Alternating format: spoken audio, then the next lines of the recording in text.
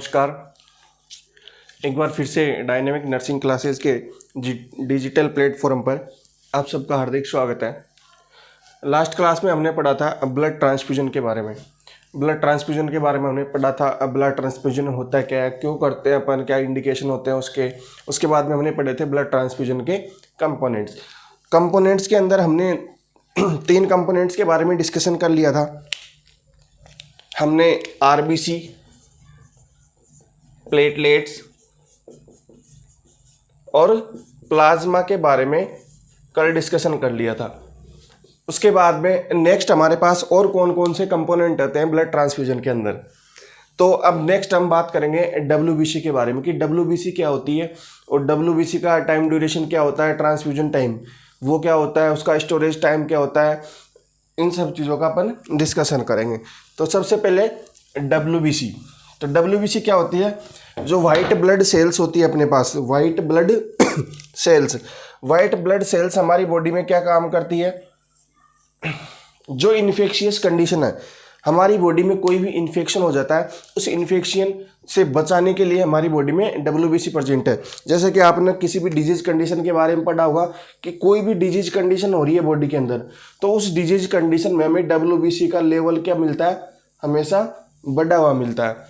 तो यानी कि हमारी बॉडी में डब्ल्यूबीसी क्या करती है? इन्फेक्शन से प्रोटेक्शन प्रोवाइड करने का काम करती है।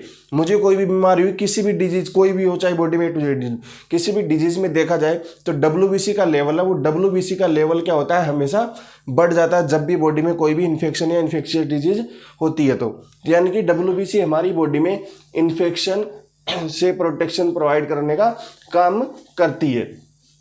उसके बाद में बात करें कि जो डब्ल्यूबीसी होती है, उस डब्ल्यूबीसी के एक यूनिट के अंदर कितने डब्ल्यूबीसी होते हैं? तो एक यूनिट के अंदर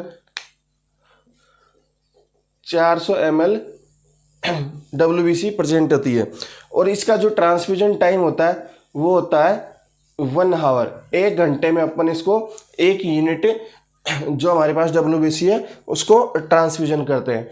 उसके अलावा हम बात करें कि इसका जो स्टोरेज टाइम होता है तो वो क्या होता है? तो इसका स्टोरेज टाइम भी क्या होता है? 2 से 8 डिग्री सेल्सियस। जो हमारा ब्लड का होल ब्लड होता है उसका जो टाइम है हमारे पास जो स्टोरेज टेम्परेचर है वही अपने पास डब्ल्यूबीसी का स्टोरेज टेम्परेचर है। तो नेक्स्ट हम बात करते हैं डब्ल्यूबीसी के बारे में।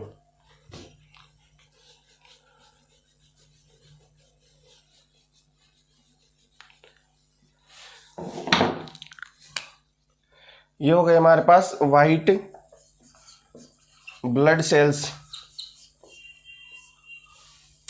क्या काम करती है हमारी बॉडी के अंदर डब्ल्यूबीसी? जो इन्फेक्शियस कंडीशन है उससे प्रोटेक्शन प्रोवाइड कराने का काम करती है। तो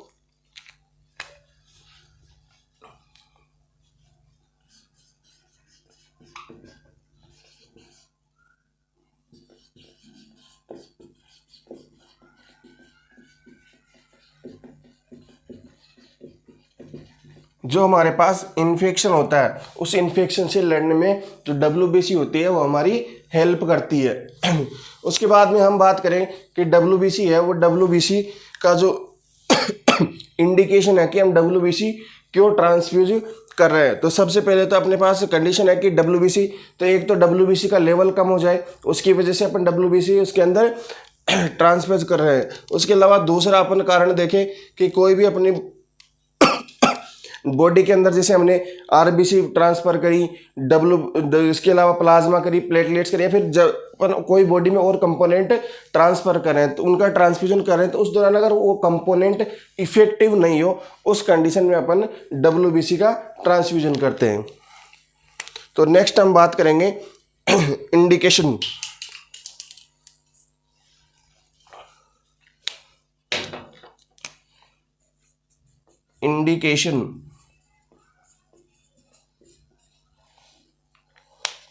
इंडिकेशन में पहली कि अपने पास डब्ल्यूबीसी का लेवल है वो डिक्रीज हो जाए, उस कंडीशन में अपन इसको ट्रांसफ्यूजन करते हैं। दूसरा, अगर कोई दूसरे कंपोनेंट है वो दूसरे कंपोनेंट बॉडी के अंदर इफेक्टिव नहीं हो रहे तो उस कंडीशन में भी अपन डब्ल्यूबीसी का क्या करते हैं? ट्रांसफ्यूजन करते हैं। तो फर्स्ट न्यूट्रोपिनिया, डिफिशियंसी ऑफ न्यूट्रोफिल्स, जिसको अपन डब्ल्यूबीसी बोलते हैं, डेफिशिएंसी ऑफ न्यूट्रोफिल्स,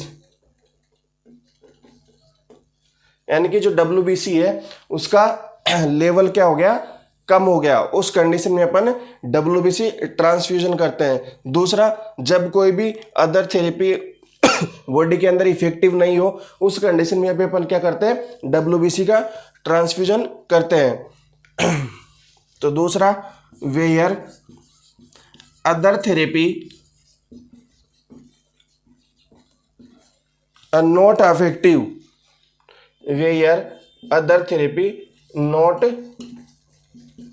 इफेक्टिव, जब भी अपन कोई दूसरी थेरेपी प्रोवाइड करा रहे हैं उस दौरान अगर कोई दूसरी थेरेपी जो इफेक्टिव नहीं होती है उस दौरान भी अपन डब्ल्यूबीसी प्रोवाइड कराएंगे। जैसे कि हमने कोई भी डब्ल्यूबीसी क्या करती है, इन्फेक्शन से प्रोटेक्शन के लिए कोई भी चीज़ पेशेंट को दी, अगर वो चीज़ें अपने काम नहीं कर रही है तो उस दौरान अपन क्या करते हैं, जो डब्ल्यूबीसी अपने वो इंट्रोड्यूस करते हैं। उसके बाद में हम बात करते हैं इसका अमाउंट।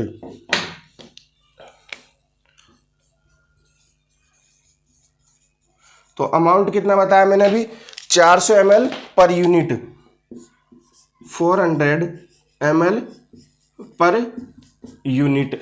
उसके बाद में हम बात करें इसका जो ड्यूरेशन टाइम है वो कितना होता है, sorry infusion time, duration time नहीं, इन्फ्यूजन टाइम।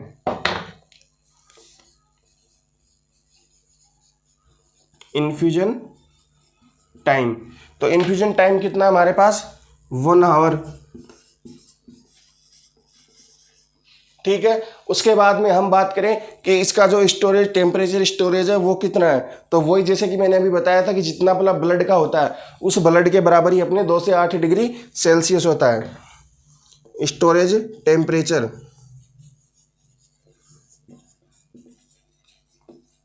तो स्टोरेज टेम्परेचर कितना आ गया अपने पास, 2 से 8 डिग्री सेल्सियस।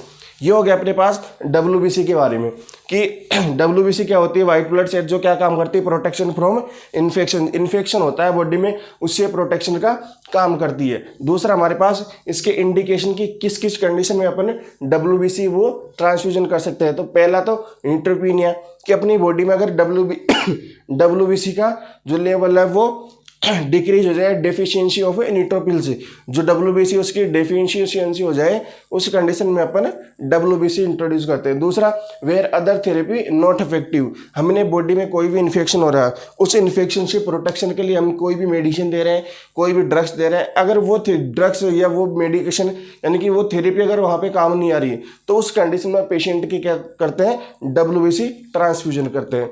उसके बाद हम बात करते हैं इसका अमाउंट, जो एक यूनिट होती है, एक यूनिट के अंदर कितना अमाउंट होता है, तो एक यूनिट के अंदर कितना अमाउंट होता है, 400 ml पर यूनिट। उसके अलावा इन्फ्यूजन टाइम की, इसको एक यूनिट को इन्फ्यूजन करने के दौरान कितना टाइम लगता है, तो उसका टाइम अपने पास 1 आवर।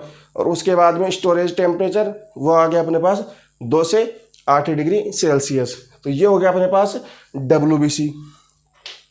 ठीक है, यहाँ तक क्लियर है सबका। आगे चले तो नेक्स्ट बात करते हैं अपन एक और कंपोनेंट, कोलॉइड्स।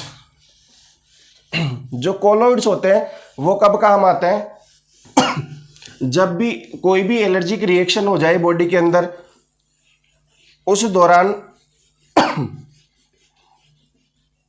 जब भी बॉडी में कोई एलर्जिक रिएक्शन हो जाए उस दौरान अपने बॉडी के अंदर कोलॉइड ट्रांसफ्यूज करते हैं। जैसे कि फॉर एग्जांपल अगर मुझे बोन मैरो ट्रांसप्लांटेशन करनी है, उस बोन मैरो ट्रांसप्लांटेशन से पहले मैं कोलॉइड्स उस पेशेंट को प्रोवाइड करा सकता हूं।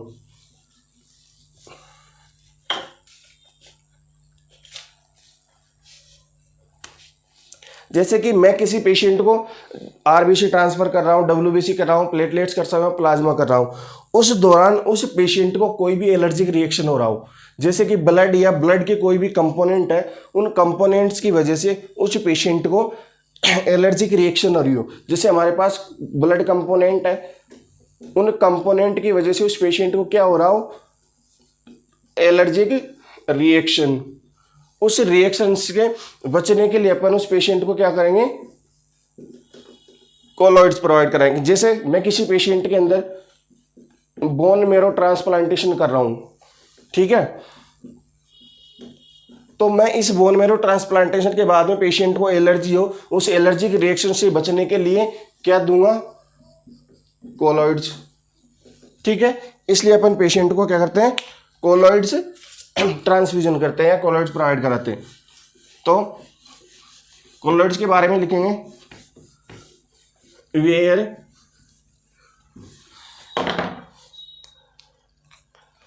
नेक्स्ट हमारे पास कोलॉइड्स।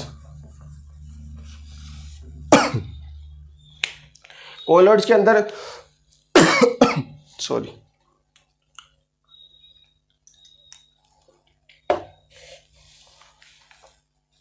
कोलॉइड्स के अंदर अपन लिखेंगे कि हमारा जो क्लाइंट है, उस क्लाइंट को ब्लड या ब्लड के किसी कंपोनेंट की वजह से कोई भी एलर्जिक रिएक्शन हो गई हो उस दौरान, तो where allergic reaction of client, allergic reaction of client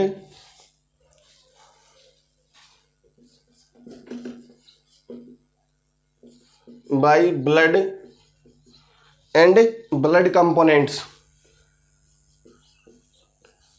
and blood component, जो हमारे पास ब्लड या ब्लड के कंपोनेंट है उनकी वजह से उस पेशेंट को क्या हो गया हो, एलर्जिक रिएक्शन हो गया हो। फॉर एग्जांपल, जो बोन मेरो ट्रांसप्लांटेशन करते हैं अपन, उस बोन मेरो ट्रांसप्लांटेशन के अंदर अपने को ये देख सकती है कि अपन जब भी पेशेंट को बोन मेरो ट्रांसप्लांट करते हैं उससे पहले अपन पेशेंट को कोलॉइड देते हैं। तो post bone marrow transplantation, for example post bone marrow transplantation,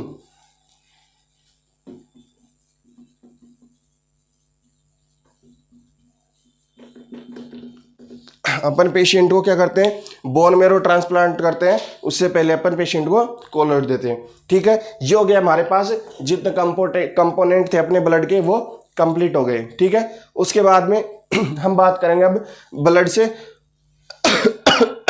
related की, जो हमारे पास डोनर है उसके अंदर क्या क्वालिटी होनी चाहिए, उन सब चीज़ों के बारे में हम डिस्कशन करेंगे।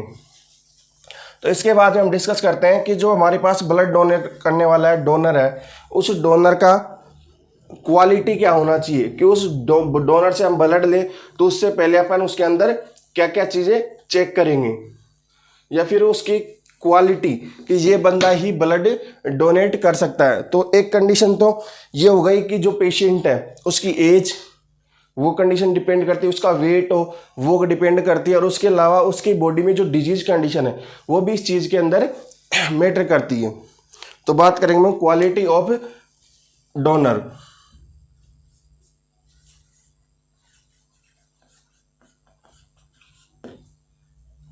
क्वालिटी ऑफ ब्लड डोनर, हम बात करते हैं उसकी एज की, कि जो हमारे पास डोनर है उसकी एज क्या होनी चाहिए। तो एज की बात करते हैं तो एज उसकी 18 से और 65 साल के बीच में होनी चाहिए। जो पेशेंट है हमारा, सॉरी जो डोनर है, उस डोनर की एज क्या होनी चाहिए, 18 से 65 साल के बीच में। और कैसा होना चाहिए पर्सन, हेल्दी। हमारे पास वो डोनर कैसा होना चाहिए, हेल्दी पर्सन होना चाहिए बिल्कुल, उसके अंदर कोई भी डिजीज कंडीशन नहीं होनी चाहिए, ठीक है। उसके बाद में हम बात करते हैं उसका वेट, वो वेट क्या होगा। तो वेट हमारे पास दो अलग अलग कंडीशन की, मेल और फीमेल। डोनर हमारे पास कोई भी हो सकता है, कि मेल भी हो सकता है और फीमेल भी हो सकता है। तो हम दोनों का वेट मेजरमेंट करेंगे कि उनका वेट क्या होगा।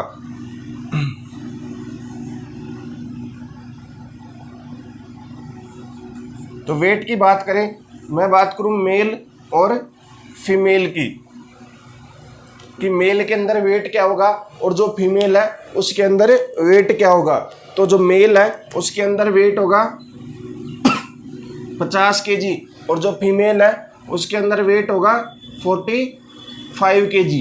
ठीक है, ये हमारे पास डोनर की क्वालिटी हो गई। दो चीज़ कि उसका जो एज है वो एज क्या होना चाहिए, 18 से 65 साल और हेल्दी पर्सन होना चाहिए वो। उसके अलावा हम बात करेंगे उसके वेट की कि मेल है या फीमेल है, उसके अंदर वेट क्या होना चाहिए। तो मेल के अंदर 50 kg और जो फीमेल पेशेंट है उस फीमेल पेशेंट के अंदर कितना होना चाहिए, 45 kg। उसके बाद में हम बात करते हैं कि उस पेशेंट के अंदर कौन कौन सी डिजीज कंडीशन और डिजीज कंडीशन नहीं होनी चाहिए। हमें क्या चाहिए, कोई भी डोनर है वो डोनर हमें बिल्कुल हेल्दी पर्सन चाहिए, उसके अंदर कोई भी किसी भी प्रकार की बीमारी कंडीशन या डिजीज कंडीशन हम उसके अंदर नहीं होनी चाहिए। ये कंडीशन हम उसके अंदर देखते हैं। तो जो जो डोनर है हमारा उस डोनर के अंदर क्या देखेंगे अपन, इन्फेक्शस या डिजीज कंडीशन देखेंगे। जो डोनर है उस डोनर के बीच में क्या देखेंगे अपन, इन्फेक्शियस कंडीशन। तो हम देखेंगे उसके अंदर चेक द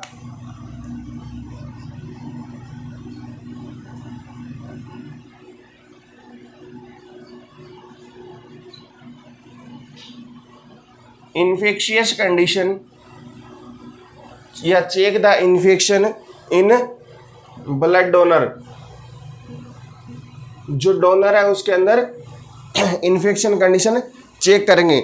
अब मैं बात करता हूं कि ऐसी कौन कौन सी 5 बीमारियां हैं या ऐसी डिजीज कंडीशन इन्फेक्शियस कंडीशन है जब अब हम उस पेशेंट का उस टाइम पे जब ब्लड डोनेट करता है वो डोनर का तो चेक करते हैं। तो सबसे पहले हम चेक करेंगे उस पेशेंट के अंदर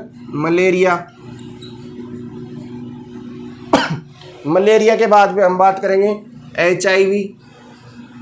ठीक है, HIV के बाद में हम बात करते हैं उसके अंदर हेपेटाइटिस B और हेपेटाइटिस C।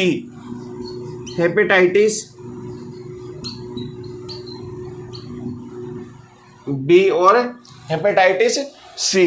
इसके अलावा हम बात करते हैं उस पेशेंट के अंदर सिफिलिस की।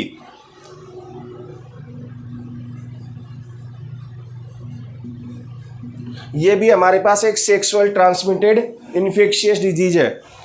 सिफिलिस है, ये सिफिलिस भी क्या है, सेक्सुअल ट्रांसमिटेड इन्फेक्शियस डिजीज है।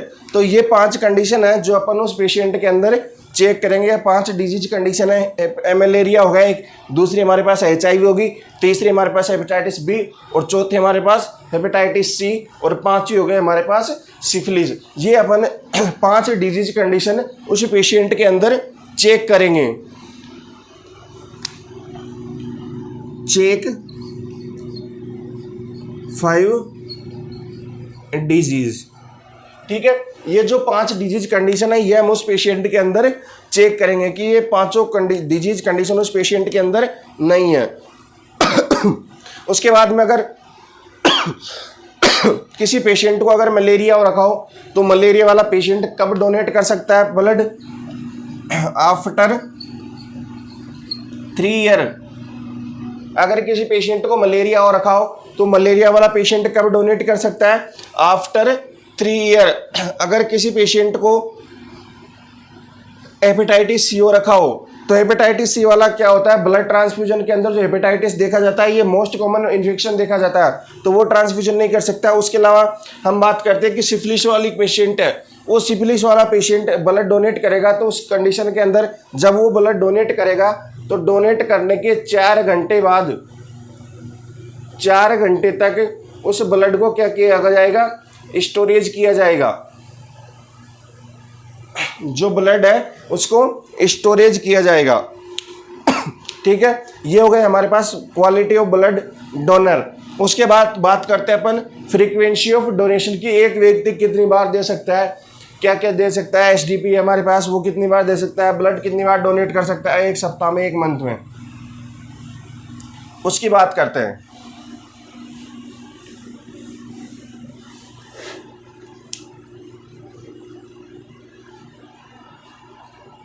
अब बात करते हैं हम इसके फ्रीक्वेंसी ऑफ डोनेशन की। जो डोनर है हमारा वो 1 साल के अंदर कितनी बार डोनेट कर सकता है, तो उस चीज के बारे में अपन बात करेंगे। तो जो फ्रीक्वेंसी ऑफ डोनेशन है, तो हमारे पास जो डोनर है वो कितनी बार 1 साल में डोनेट कर सकता है। जो 3 से 4 बार तक 1 साल के अंदर डोनेट कर सकता है। जो कोई भी डोनर है, जो कोई भी पर्सन है ब्लड डोनेट कर रहा है, वो 1 साल के अंदर 3 से 4 बार ब्लड डोनेट कर सकता है। उसके बाद में अगर मैं बात करूं कि कोई एसडीपी देना चाहता है, जो बताया था मैंने सिंगल डोनर प्लेटलेट्स, वो कितनी बार दे सकता है? तो जो सिंगल प्लेटलेट डोनर है, वो सिंगल प्लेटलेट डोनर क्या होता है, एक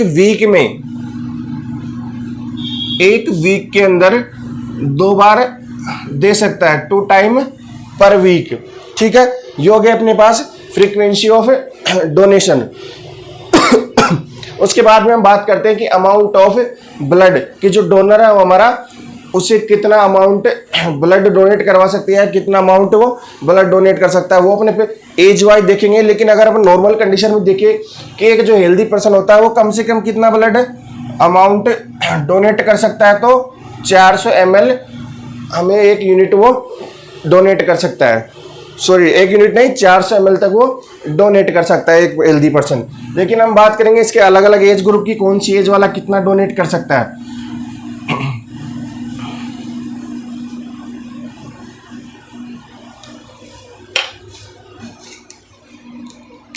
amount of blood donation, amount of blood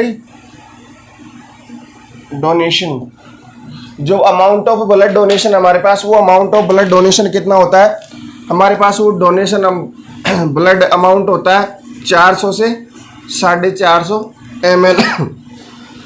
लेकिन हम अगर अप्रोक्स बात करें कि कितना हो सकता है, तो वो हो सकता है हमारे पास 400 ml।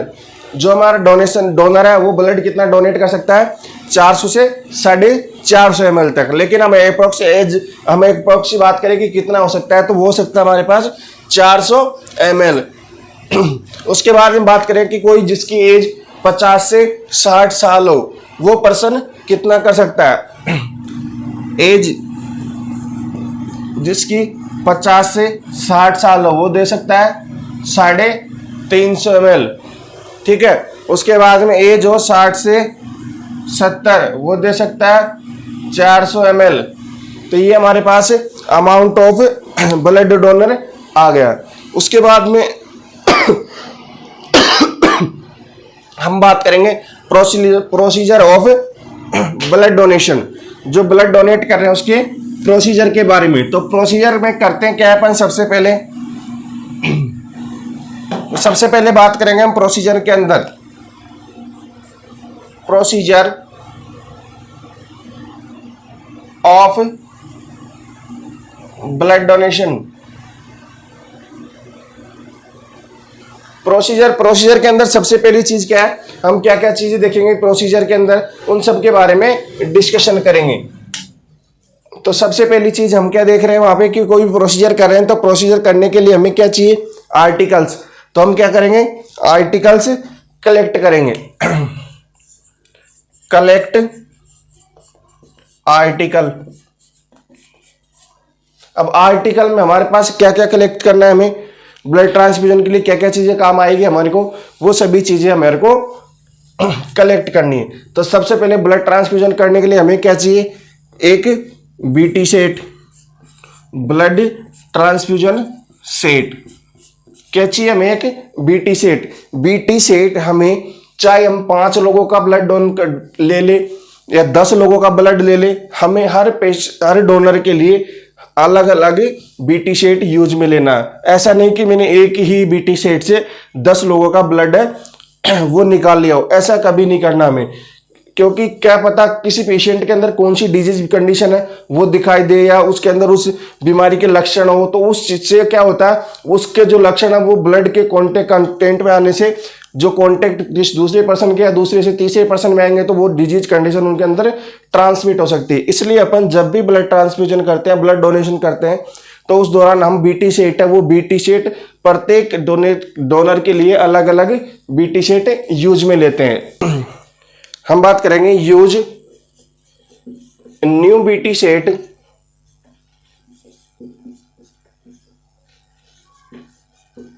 For every blood transfusion. जो जितनी बार भी हम ब्लड ट्रांसफ्यूजन करेंगे उन सब के लिए हम अलग अलग प्रत्येक के लिए नया बीटी सेट यूज में लेंगे। उसके बाद पहला आर्टिकल हो गया हमारे पास बीटी सेट। दूसरा क्या लेंगे हम, उस ब्लड को बॉडी के अंदर इंसर्ट करने के लिए, इंट्रोड्यूस करने के लिए क्या लेंगे, कैनुला। और कैनुला ब्लड ट्रांसफ्यूजन के लिए कितने गेज का होता है, हम लेंगे वहां पे 18 गेज का कैनुला जो अपन ब्लड ट्रांसफ्यूजन करेंगे उसके लिए। उसके बाद में हमारा जो ब्लड है उस ब्लड को हाइट पर रखने के लिए क्या लेंगे अपन, आईवी स्टैंड। आईवी स्टैंड हम लेंगे, आईवी स्टैंड जिसकी लेंथ कितनी होनी चाहिए 18 से 24 इंच तक वो लंबा होना चाहिए। उसके बाद में हम लेंगे next normal saline. Normal saline का यूज लेंगे हम ब्लड ट्रांसफ्यूजन से पहले और ब्लड ट्रांसफ्यूजन के जस्ट बाद में हमें नॉर्मल सेलाइन यूज में लेते हैं। इसके बाद में हमारे कौन सा आर्टिकल काम आएगा, एक आएगा अपने पास ब्लड वार्मर। ब्लड वार्मर, जो ब्लड वार्मर है उस ब्लड का टेम्परेचर मेंटेन बनाए रखेगा। जो का टेम्परेचर होता है डोनेशन के टाइम पे वो टेम्परेचर होता है 24 डिग्री या रूम टेम्परेचर हमारा होता है वो होता है टू मेंटेन टेम्परेचर। और वो टेम्परेचर कितना होता है हमारे पास 24 डिग्री सेल्सियस या रूम टेम्परेचर।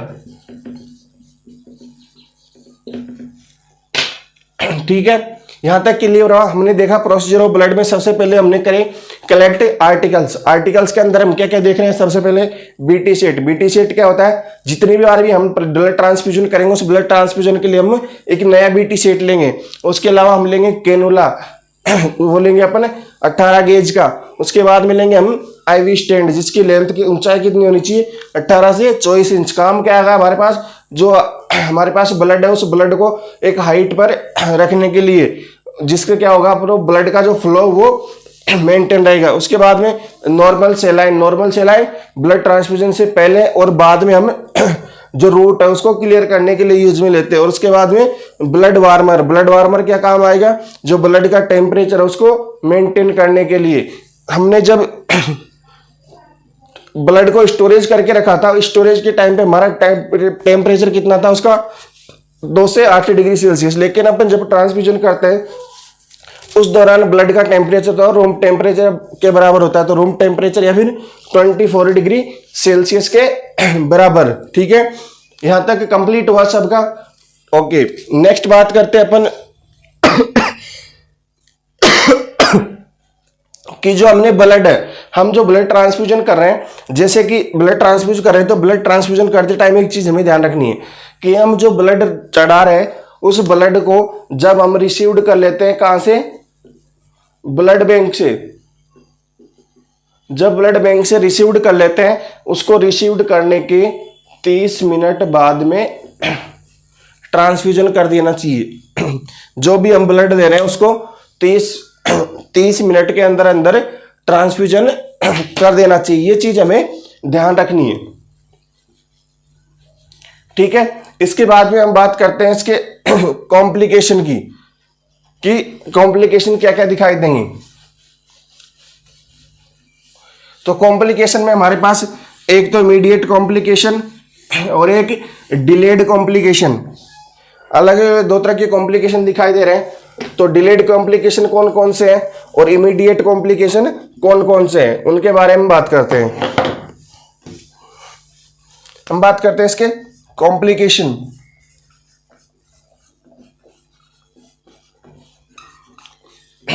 तो कॉम्प्लिकेशन में हमारे पास कौन कौन से हैं, 2 प्रकार के कॉम्प्लिकेशन है। इमीडिएट कॉम्प्लिकेशन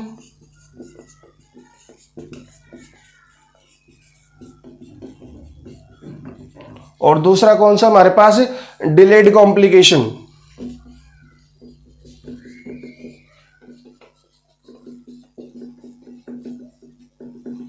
एक कंडीशन वो है इमीडिएट कॉम्प्लिकेशन जिसमें अपने को कॉम्प्लिकेशन 72 घंटे के अंदर अंदर दिखाई दे देंगे। और इसके अंदर ट्रांसफ्यूजन करने के बाद में हो सकता है 1 साल बाद, 2 महीने बाद, 1 महीने बाद, 1 सप्ताह बाद, कभी भी अपने को दिखाई दे सकते हैं। वो कौन से कहलाएंगे अपने को? Delayed complication. और ये कौन से? Immediate complication. तो हम कॉम्प्लिकेशन की बात करते हैं।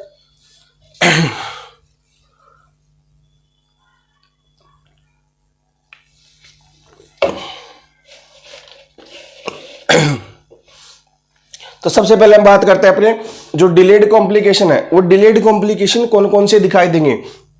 तो डिलेड कॉम्प्लिकेशन में हमारे पास दिखाई देगा कि कोई पेशेंट है, उसके अंदर एलर्जिक रिएक्शन दिखाई दे सकती है। Allergic reaction. दूसरा हमारे पास उस पेशेंट के अंदर क्या दिखाई दे सकता है? Circulatory overload.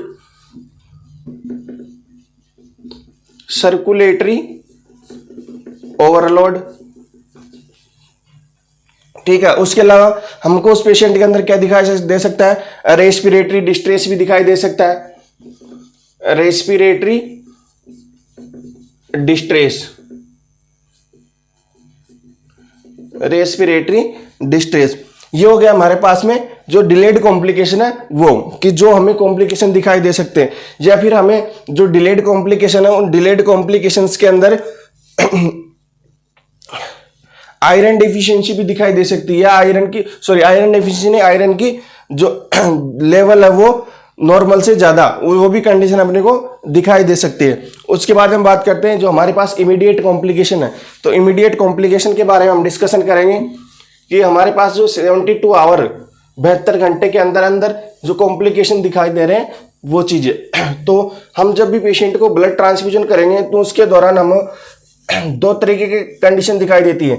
एक तो हमारे पास जिस जगह या जिस साइड से हमने ब्लड ट्रांसफ्यूजन करा, उस जगह पे ही हमें दिखाई देगा। और उसके अलावा जिस पेशेंट के अंदर हमने ब्लड ट्रांसफ्यूजन करा, उसका जो सिस्टम पूरी बॉडी है, उस बॉडी के अंदर क्या चेंजेस दिखाई देते हैं, 2 तरह के सिम्टम दिखाई देंगे। तो हम बात करते हैं उनके बारे में। Immediate complication.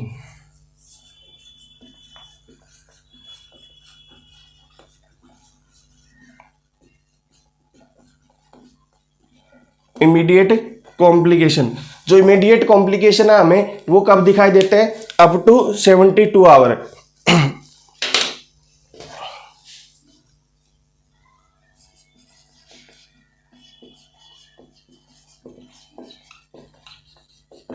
Complication show up to 72 hour. जो ब्लड ट्रांसफ्यूजन करा हमने, उस ब्लड ट्रांसफ्यूजन के 72 घंटे के अंदर अंदर हमें इमीडिएट कॉम्प्लिकेशन दिखाई देंगे। अब इमीडिएट कॉम्प्लिकेशन हमारे पास कौन कौन से हो सकते हैं? तो इमीडिएट कॉम्प्लिकेशन की हम बात करेंगे तो सबसे पहले जो हमारे पास इमीडिएट कॉम्प्लिकेशन, उसमें पहला दिखाई देगा हमें ब्लड ट्रांसफ्यूजन रिएक्शन, जिसको बोलते हैं अपन हिमोलाइटिक ब्लड ट्रांसफ्यूजन रिएक्शन। जो ब्लड ट्रांसफ्यूजन कर रहे हैं हमें, उस ब्लड ट्रांसफ्यूजन के रिएक्शन कौन कौन से हमें दिखाई देंगे। तो हम ब्लड ट्रांसफ्यूजन रिएक्शन की बात करें तो हमारे पास जो रिएक्शन है वो एक तो किस किस वजह से हमें दिखाई दे सकते हैं। तो हम बात करेंगे इसके कोज। तो कोज के अंदर या तो जो हमारे पास ब्लड है वो ब्लड मिसमैच हुआ हो, ब्लड ग्रुप मैच नहीं हुआ, उसकी वजह से मिसमैच ब्लड, या फिर हमारे पास जो एंटीजन एंटीबॉडी है वो रिएक्शन कर दे, antigen antibody reaction, antigen antibody reaction. अब इसके बाद में हम बात करते हैं इसके साइन एंड सिम्टम की। तो साइन एंड सिम्टम हमें 2 कंडीशन में दिखाई देते हैं। एक तो जिस जगह पे हमने, जिस लोकेशन पे, जैसे मैंने यहाँ पे ब्लड ट्रांसफ्यूजन करा इस जगह पे, इस जगह से करा है तो इस जगह पे, और दूसरा हमारा जो सिस्टम है पूरी बॉडी है उसके अंदर क्या क्या चेंजेस दिखाई देंगे, उन चीज़ों के अपने पास साइन एंड सिम्टम दिखाई देते हैं। तो सबसे तो फर्स्ट हमारे पास लोकलाइज, और दूसरा हमारे पास सिस्टेमिक साइन एंड सिम्टम। तो जो लोकलाइज जगह है उस जगह पे हमें क्या क्या साइन एंड सिम्टम दिखाई देंगे, तो उस जगह पे हमें एलर्जी दिखाई दे सकती है, रेडनेस दिखाई दे सकती है, एलर्जी, उसके अलावा रेडनेस भी हमें उस जगह पे दिखाई दे सकती है। उसके अलावा हमें हेवीएस दिखाई दे सकता है, यानी कि जो दाफड़ हो जाते हैं उस जगह पे वो दिखाई दे सकते हैं, हाईएस्ट कंडीशन दिखाई दे सकती है। और क्या दिखाई दे सकता है हमें उस जगह पे, इचिंग कंडीशन भी दिखाई दे सकती है, इचिंग वो हमें दिखाई दे सकती है। ये कौन सी कंडीशन है अपने पास, जो लोकलाइज कंडीशन है, जिस जगह पे हमने ब्लड ट्रांसफ्यूजन करा, जिस साइट पे हमने ब्लड ट्रांसफ्यूजन करा उस साइट पे हमें एलर्जी, रेडनेस, हेवीएस यानी कि दाफड़,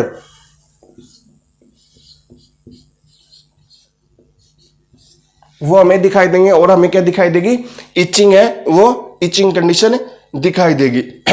इसके बाद हम बात करें कि सिस्टेमिक के अंदर क्या दिखाई देगा, तो सिस्टेमिक के अंदर हमें जो पेन है, अपनी जो लंबर पंचर सॉरी वर्टिब्रा है उसके अंदर पेन है वो दिखाई दे सकता है। उसके अलावा हेडेक है वो कंडीशन दिखाई दे सकती है। उसके अलावा हीमोग्लोबिन यूरिया, जो यूरिन अपने पास, उस यूरिन का कलर कैसा दिखाई दे सकता है, वो रेड कलर का हमारे पास सॉरी रेड कलर का यूरिन कलर है वो दिखाई दे सकता है। और उसके अलावा हमें और क्या दिखाई दे सकता है, उस पेशेंट को फीवर दिखाई दे सकता है। तो हेडेक, दूसरा बैक पेन, और हीमोग्लोबिन यूरिया, और fever. Headache, back pain, haemoglobin urea का मतलब जो अपना यूरिन है उसका कलर कैसे दिखाई देगा, रेड। और एक कंडीशन क्या देखेगी, फीवर हमें दिखाई देगा।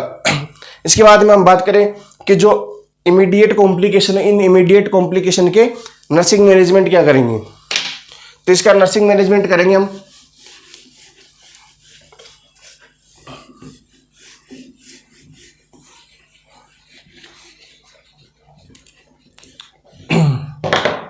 यहां तक सबको समझ में आ गया होगा ना। इसके बाद में हम बात करते हैं नर्सिंग मैनेजमेंट। अब नर्सिंग मैनेजमेंट में हमें क्या क्या कंडीशन दिखाई देना, हम नर्सिंग मैनेजमेंट कर रहे हैं तो नर्सिंग मैनेजमेंट का मतलब यानी कि हम जो मैनेजमेंट करेंगे वो मैनेजमेंट हमें क्या क्या करना है। तो सबसे पहले तो हम जो ब्लड ट्रांसफ्यूजन कर रहे हैं उस ब्लड ट्रांसफ्यूजन को रोक देंगे, ये हमारी फर्स्ट प्रायोरिटी होगी, स्टॉप ब्लड ट्रांसफ्यूजन।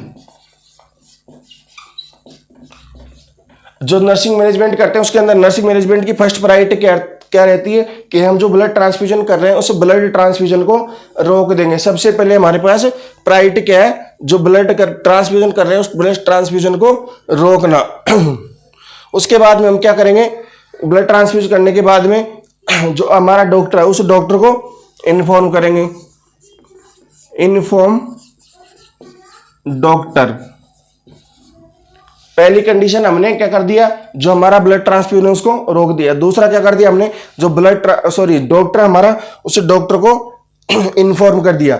और इन्फॉर्म करने के बाद हमने जो इन्फेक्शन या एलर्जिक रिएक्शन है उससे बचने के लिए हम पेशेंट को क्या दे सकते हैं, एविल और डेक्सोना प्रिस्क्राइब कर सकते हैं, प्रिस्क्राइब बाय डॉक्टर। तो तीसरा क्या करेंगे हम, provide Avil and Dexona prescribed by doctor, prescribe by doctor. हम क्या करेंगे, उसको जो एलर्जी कंडीशन हुई है हमारे पास, जो भी कंडीशन हमें दिखाई दी, रेडनेस दिखाई दी, एलर्जी दिखाई दी, इचिंग कंडीशन दिखाई दी, उनको कम करने के लिए अपन क्या करेंगे, पेशेंट को एविल या डेक्सोना दे देंगे। किसके प्रिस्क्रिप्शन, जब डॉक्टर ने हमको प्रिस्क्रिप्शन में लिखा है उसके हिसाब से हम उसको ये दे देंगे। उसके बाद में हम क्या करेंगे, अगर जो हमने डेक्सोना और एविल प्रोवाइड कराई है, उस एविल और डेक्सोना से पेशेंट को रिलीफ नहीं मिलता है तो उस पेशेंट को हम हाइड्रोकोर्टिसोन प्रोवाइड कराएंगे। If not relief by Dexona and Avil, then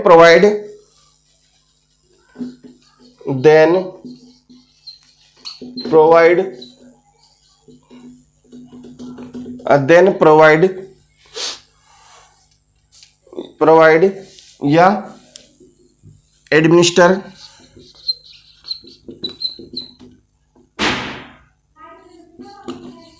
hydrocortisone.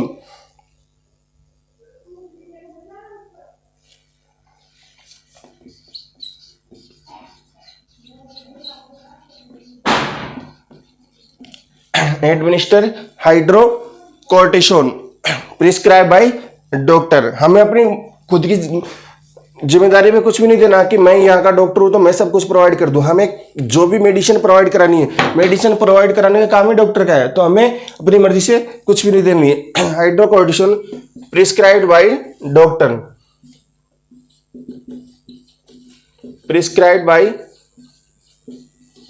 Doctor. ठीक है, ये हो गया हमारे पास कंडीशन कि हमने पेशेंट की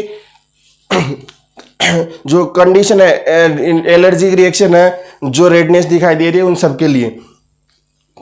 उसके बाद में जो हम कोर्टिसोन प्रोवाइड करा रहे हैं, इस कोर्टिसोन की डोज और इसका रूट। जो हम कोर्टिसोन प्रोवाइड करा रहे हैं, हम हाइड्रोकोर्टिसोन प्रोवाइड करा रहे हैं, उस हाइड्रोकोर्टिसोन का जो रूट होगा वो होगा आईवी और डोज होगी 100 mg, डोज 100 mg और रूट आईवी रूट से हम इसको प्रोवाइड कराएंगे। उसके बाद में हम आगे नर्सिंग मैनेजमेंट में क्या करेंगे, जो पेशेंट को एलर्जी कंडीशन दिखाई दे रही है, वो कंडीशन दिखाई क्यों दी हमें, तो उसके लिए हम जो ब्लड है उस ब्लड का सैंपल लेंगे फॉर कल्चर टेस्ट के लिए। Collect blood sample for culture test,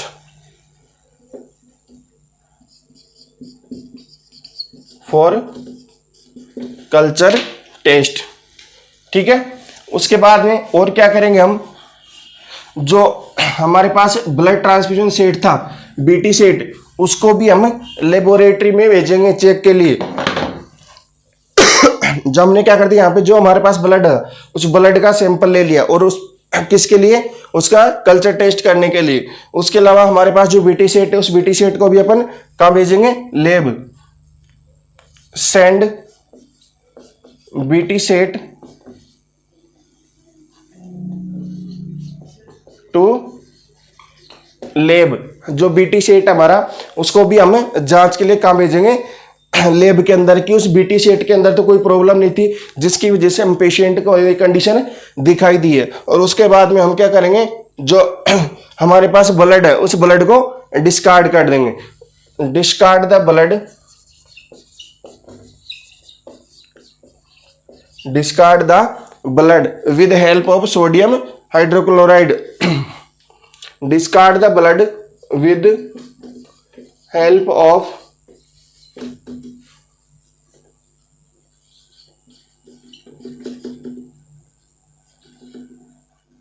sodium hydrochloride. ये हो गया हमारे पास इसका नर्सिंग मैनेजमेंट। उसके बाद में हम बात करें कि कोई पेशेंट हो, उस पेशेंट को क्या हो जाए, हाइपरकेलीमिया हो जाए, हाइपोकेल्सीमिया हो जाए। जो हमारे पास दो अलग अलग कंडीशन है वो क्या है, एक अपने पास हाइपरकेलीमिया, हाइपरकेलीमिया, और एक क्या है, हाइपोकेल्सीमिया। हम बात करते हैं डिक्रीज कैल्शियम लेवल। नॉर्मल कितना होता है, 8.6 to 10.6।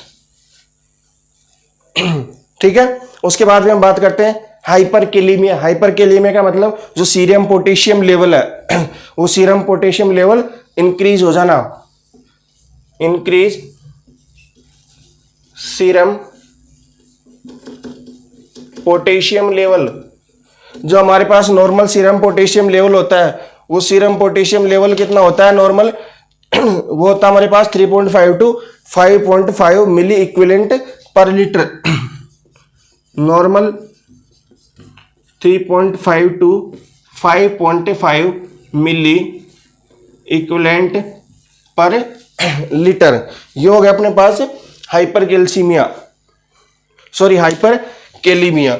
ठीक है, ये कंडीशन अपने को उस पेशेंट के अंदर जो कॉम्प्लिकेशन है उन कॉम्प्लिकेशन, इमीडिएट कॉम्प्लिकेशन, उन कॉम्प्लिकेशन के अंदर दिखाई देगी। ठीक है, तो ये था हमारा ब्लड ट्रांसफ्यूजन जो आज कंप्लीट हुआ।